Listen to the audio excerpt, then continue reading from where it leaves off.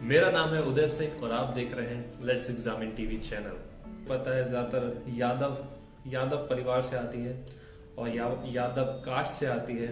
और ये जो लड़कियां होती थी ये नहाने के लिए जाती थी और नदी में, आपने कार्टून्स में भी देखा होगा और टीवी पे सीरियल्स भी आते हैं कि कृष्णा जो है उनके कपड़ों को चुरा लेते हैं। जो उनके देवता हैं, जिन्हें ये देवता कहते हैं, जिन्हें ये भगवान कहते हैं, वो ऐसी अभद्र और इतनी गंदी हरकत करते हुए पाए जा रहे हैं। इन्हीं के हिंदुओं के इन ग्रंथों में वो क्या कर रहे हैं, वो यहाँ पर कपड़े चुरा रहे हैं लड़कियों के और कह रहे हैं उनसे कि जब तुम पानी से बाहर निकलो तो अपने हाथों को ऊपर करके निकलो।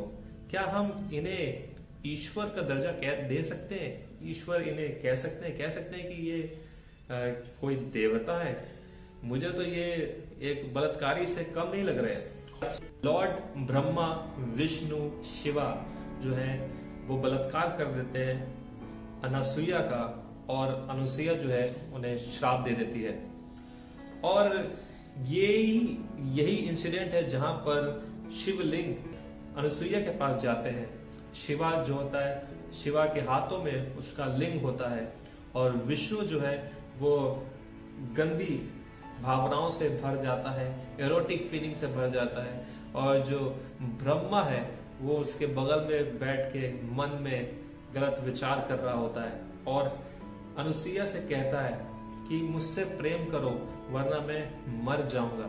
जो देवता है ये जबरदस्ती उसका बलात्कार कर देते हैं और फिर वो अनुसुईया क्रोधित हो जाती है और शिवा को श्राप देती है कि तुम्हारी जो अब पूजा होगी वो तुम्हारे लिंग की पूजा होगी।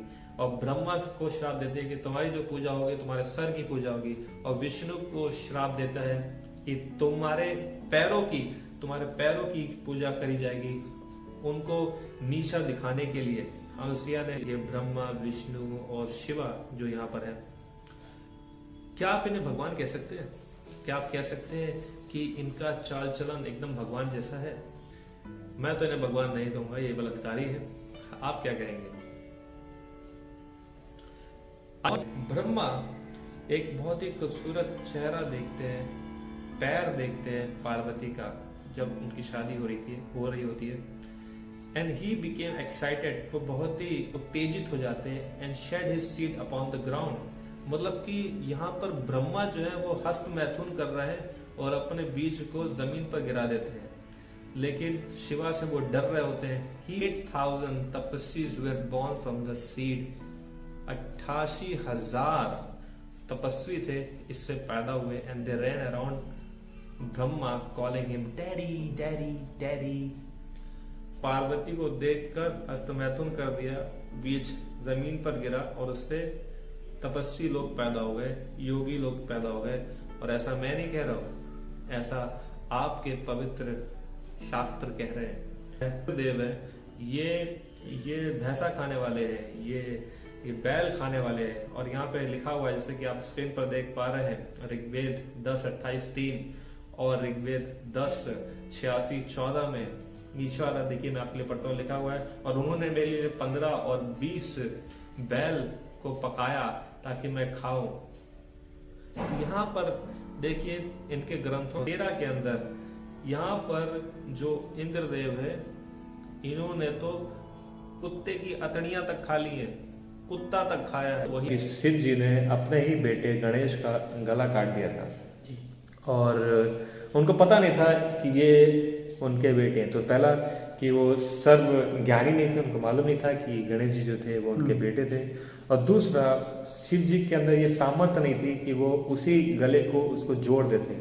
उन्होंने आगे चल के हाथी का सर काटा और हाथी के सर को गणेश जी के साथ में जोड़ा। तो यहाँ पर मैं देखने को मिलता है कि वो सर्वशक्तिमान नहीं थे और सर्वज्ञानी नहीं थे। इस बात को साबित करता है कि जो शिव जी थे वो सच्चे ईश्वर नहीं थे।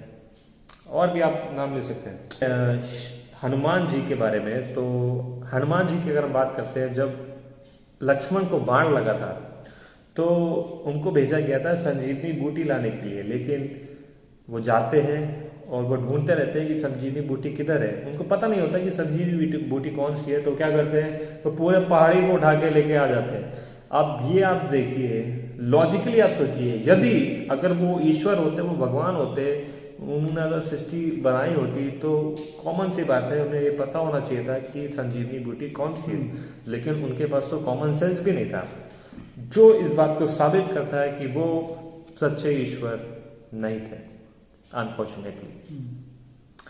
अब उनके बारे में जब हम देखते हैं कि अगर वो सर्वशक्तिमान होते तो उनको हनुमान जी की जरूरत क्या पड़ती।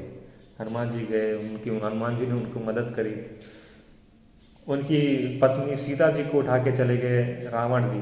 ऐसा कैसे हो सकता है यार, ईश्वर की बीवी को कोई अगवा करके लेके चला गया। ईश्वर के अंदर क्या सामर्थ नहीं है, शक्ति नहीं है, ताकत नहीं है।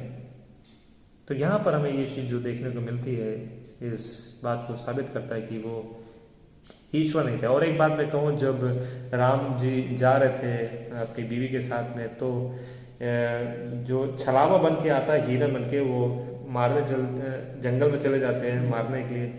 तो एक छलावा जो है, जो एक क्या बोलते हैं उनसे, राक्षस बोलते हैं, पता नहीं क्या शब्द इस्तेमाल करते हैं उनके लिए पर्टिकुलर, तो वो राम जी को धोखा देते हैं। ईश्वर को कौन धोखा दे सकता है? ईश्वर को कोई धोखा नहीं दे सकता।